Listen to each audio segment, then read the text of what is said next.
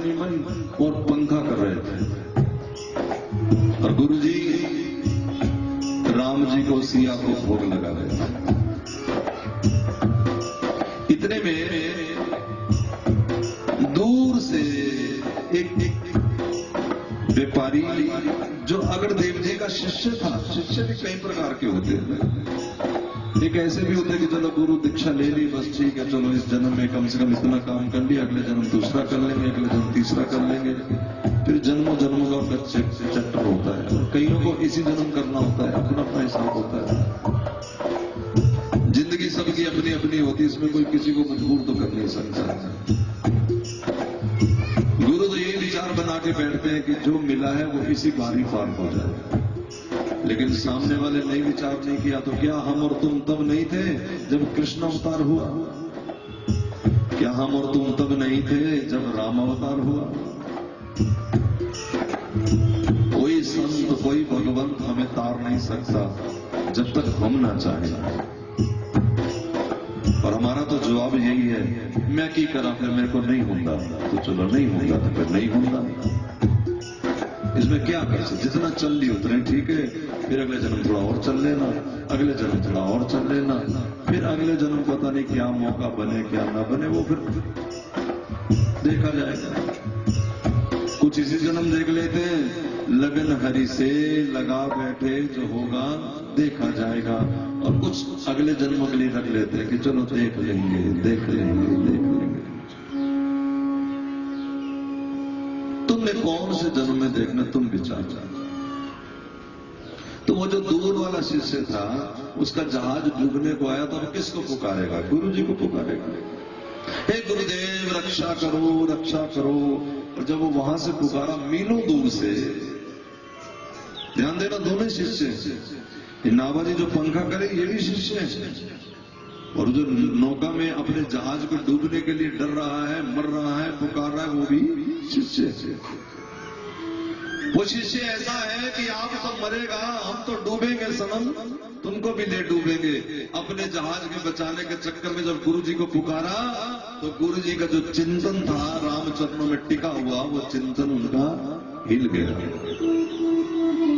लेकिन ये जो पास खड़ा है, उसने सोचा कि गुरु जी के मानसिक चिंतन में ये व्यवधान हो रहा है, सो पंखा करते करते थोड़ा पंखा तेज से कर दिया और आवाज लगाई, आप सेवा कीजिए, जहाज किनारे लग गया है। समझ रहे हो? गुरु जी की मानसिक सेवा को नाबा दर्शन कर रहे हैं। यह है संतों का मिलन, यह है गुरु से मिलन। गुरु के मन में क्या चल रहा है, इस बात का शिष्य को पता होना चाहिए। तभी तो भीतर जब राधा माधव की लीलाएं चलेगी तो उसको पता लगेगा। लेकिन पहले कहने से मान लेना, इशारे से मान लेना, फिर दिल की बात मान लेना, इस तरह चलना पड़ेगा ना। सदपुत्र सद शिष्य वो जो बिना कहे चित्त की बात समझ जाए। साधारण हो, नारी के बारे में भी यही है। उत्तम पतिव्रता नारी हो जो बिना कहे ही जिए की बात समझ जाए। सिया पिया की जानन हारी, मुद्रिका उतार के दे दी जब केवट को देनी थी।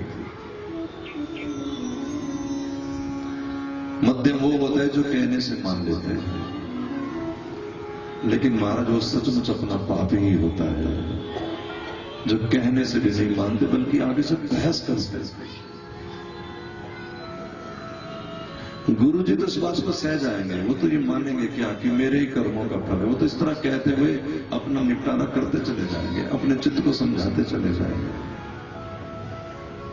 लेकिन जिसके लिए घर छोड़ा, जिसके लिए दुनिया छोड़ी, जिसके लिए दीक्षा ली, जिसके लिए सत्संग किया, जिसके लिए गुरु से निवेदन किया, वो वस्तु मिलने से हम वंचित हो जाएंगे। नाभाजी ने कहा कि जहाज किनारे लगा दिया, हे गुरुदेव आप सेवा कीजिए। अब गुरुदेव का माथा ठनका और आंख खोल के पूछा कि तुम कौन हो? ध्यान दो जरा, इतना चित्त डूबा हुआ है उस प्रेम नगर में, उन्हें पता ही नहीं ना कहां खड़ा हो। आवाज कान में जरूर आई, धीरे से पूछा तुम कौन हो?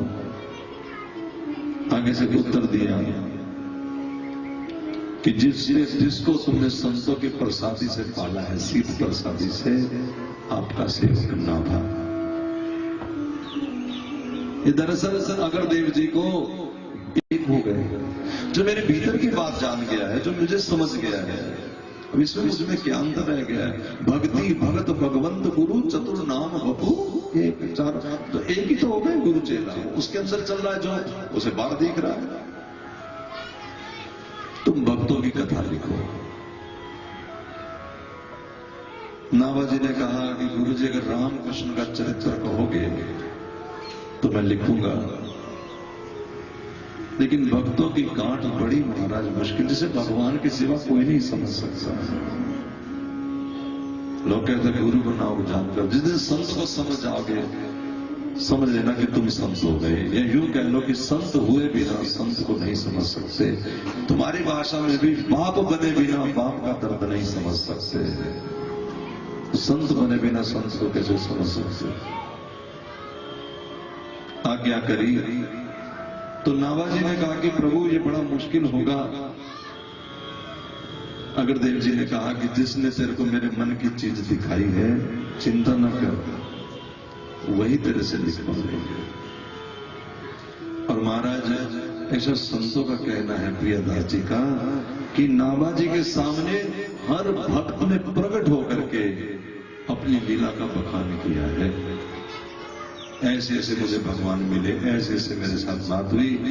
और फिर नाभा जी ने 100 साल के बाद, लिखने के 100 साल बाद प्रियदास जी को इसके लिए कहा, मेरे